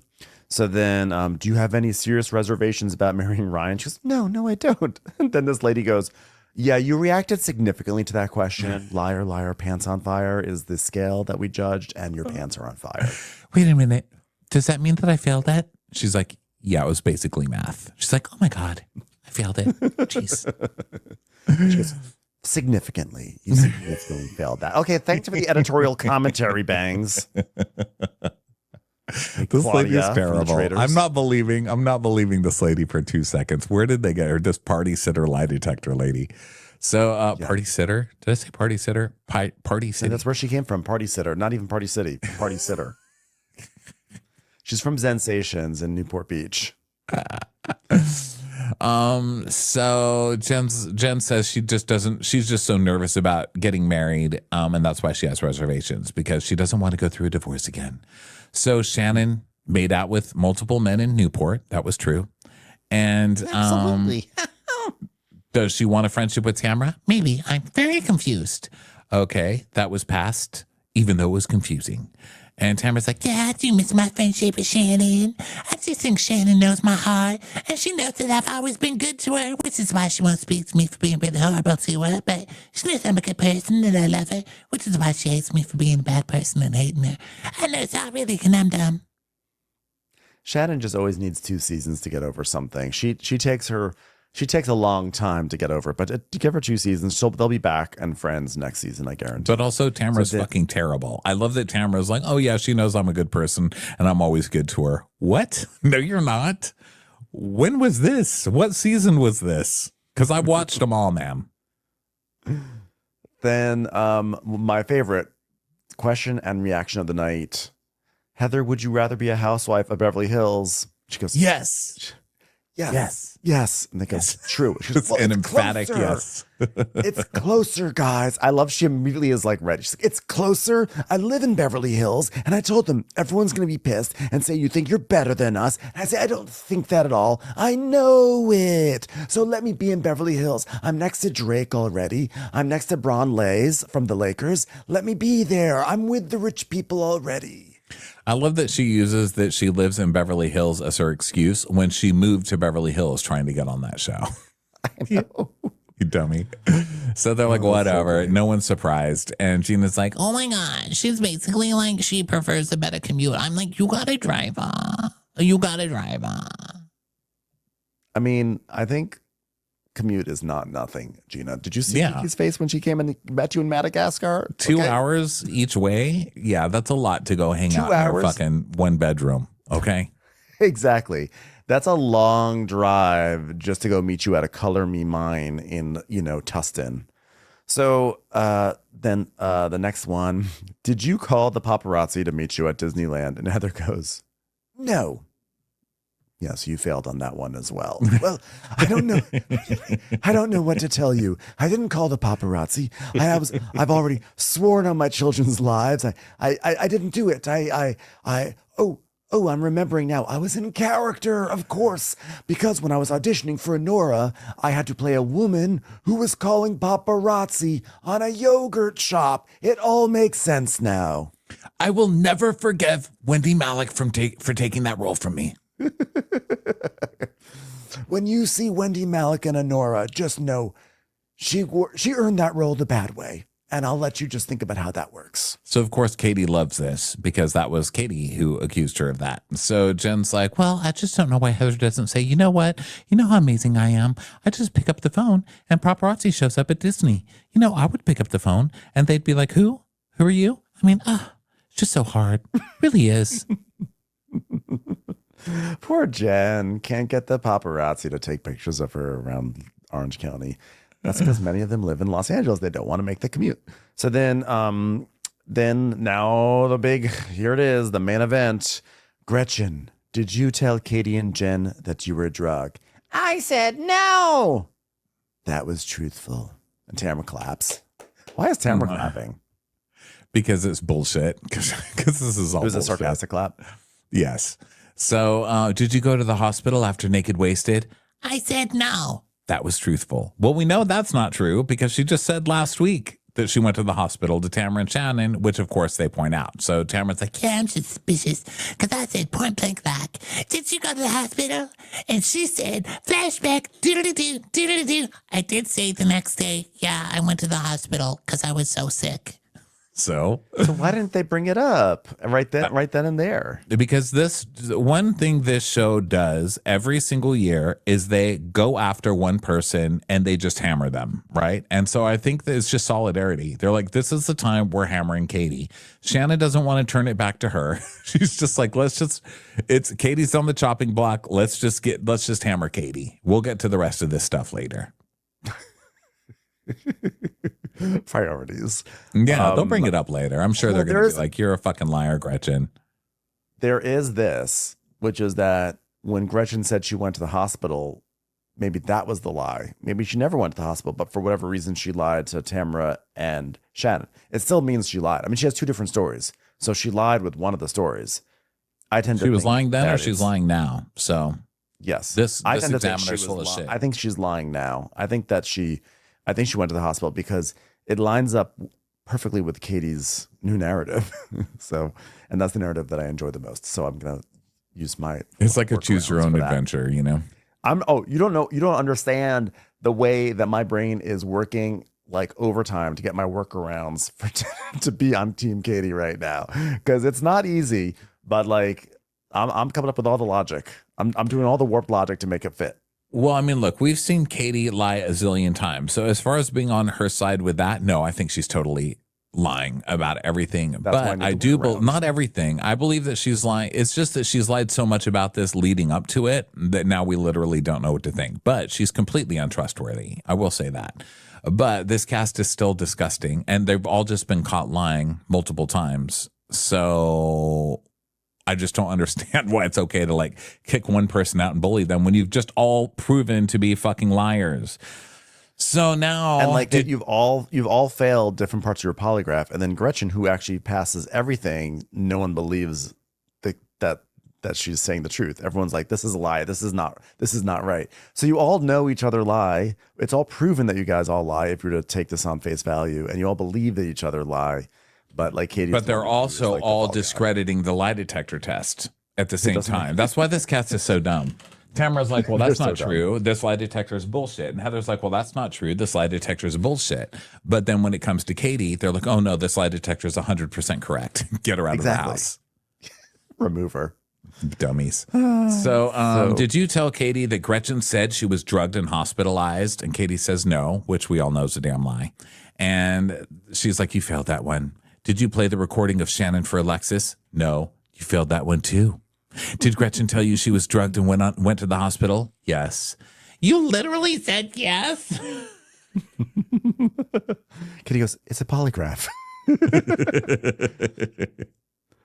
So then Gretchen, so then Heather's like, did she pass that one? No, she failed that one. You did the worst out of everyone. Yeah. She goes, and those questions for you about Gretchen, you failed those very badly. Very badly. I say as a professional. What the fuck?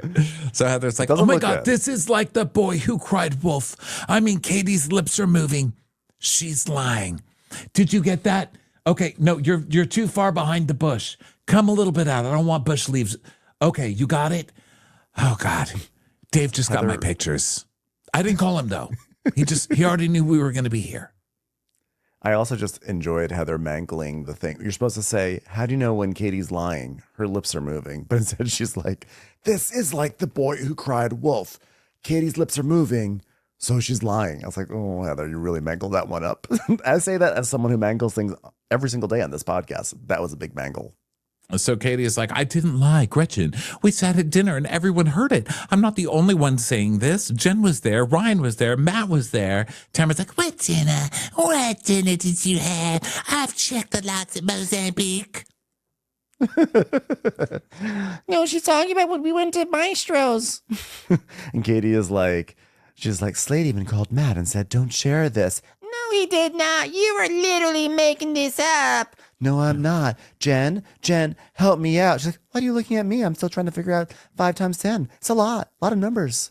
Because I'm not lying. Well, first of all, I met with Kiki yesterday, and she told me that you said that to her. And Katie's like, I didn't. I swear to God. I mean, listen, you said that you were drugged. You went to the hospital and that you were drugged, but I didn't tell Kiki. She just made that up on her own randomly after having lunch with me, even though it was the truth, but she didn't know it was the truth because I never told her anything about it. It's like, Katie, oh my gosh, Katie, you're so bad at this. Like, I can't with you.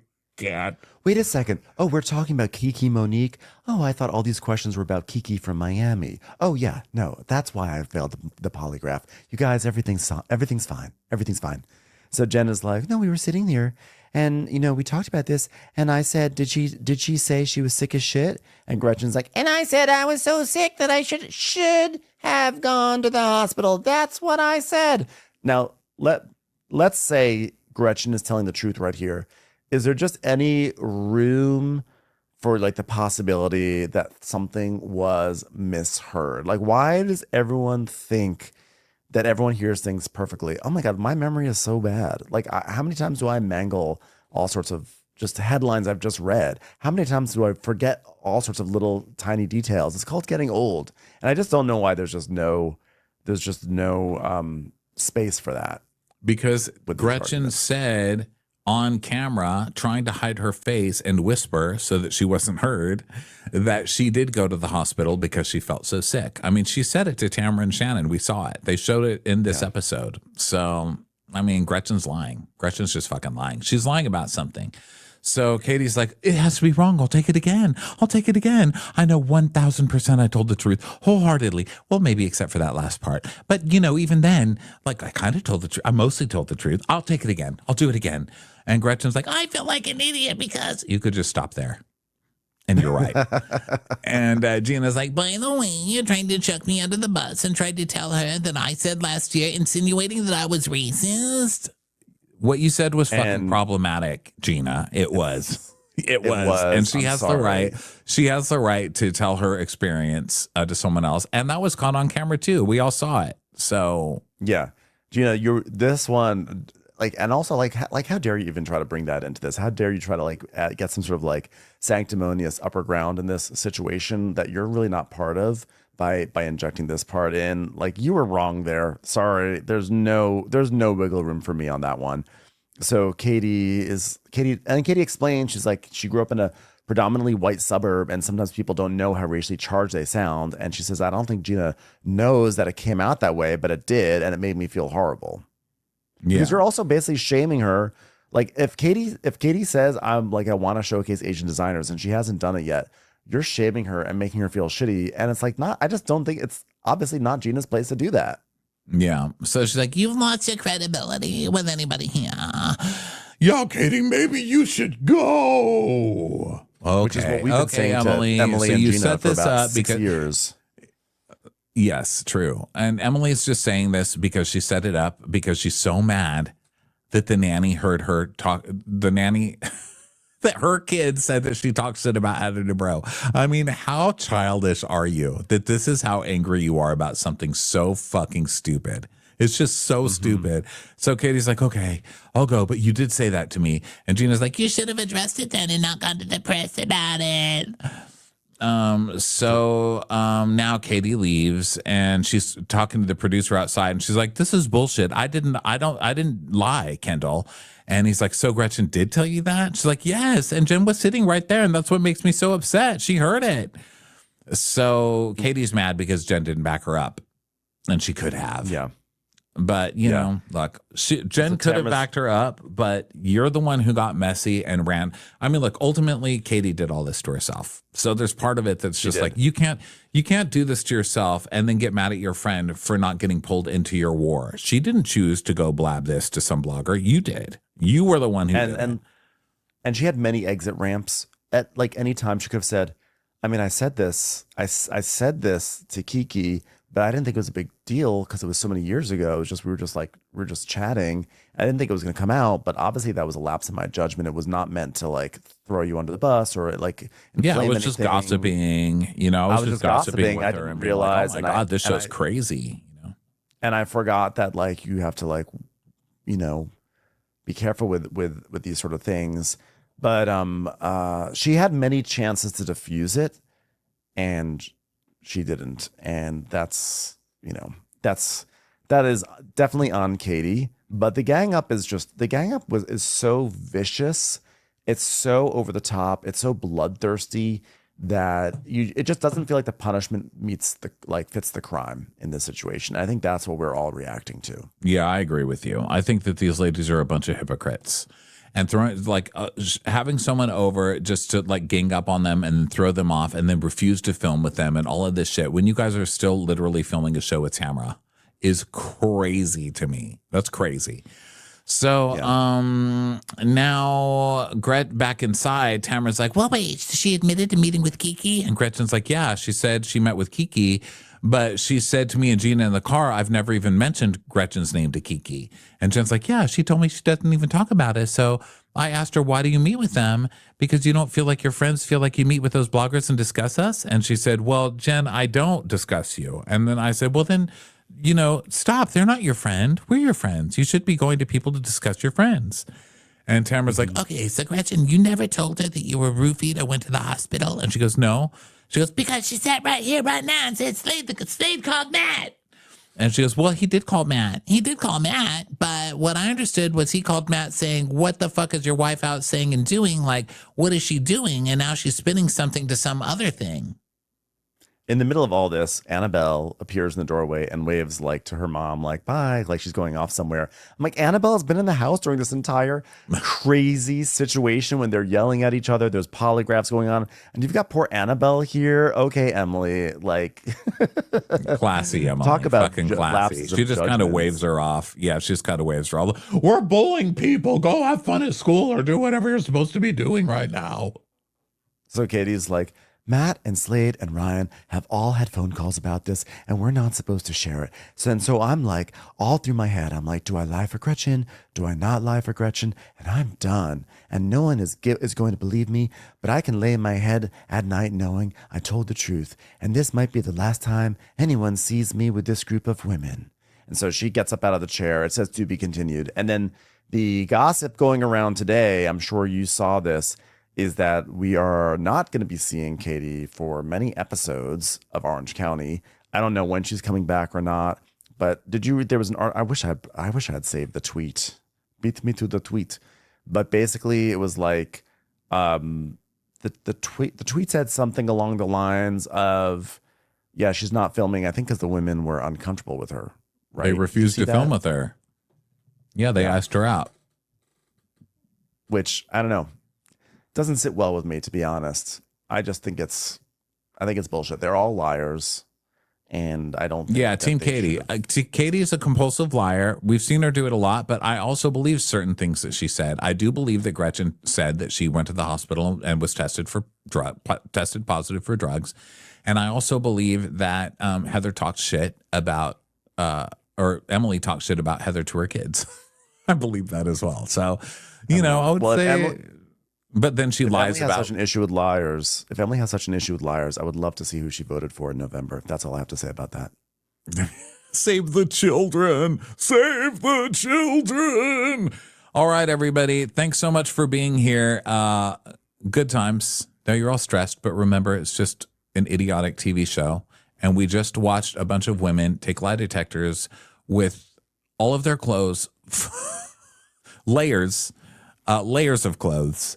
So, take it for what it's worth. Still live your life. It was live your life, hilarious. everybody. Let's not get away from the fact that this was a hilarious episode, and it was very stressful, but deeply entertaining to me. Yeah, but Team Katie, I hope she comes out on the top in the end. We'll see, because now we see all the alliances are changing because now Tamara is suddenly friends with Katie. So now Katie has Tamara on her side. So you never know when they're going to come out swinging and start taking these other liars down. So if we're gonna laugh and regale at one liar being kind of taken down, then let's do it while they're all taken down. I believe in you, Tamara and Katie.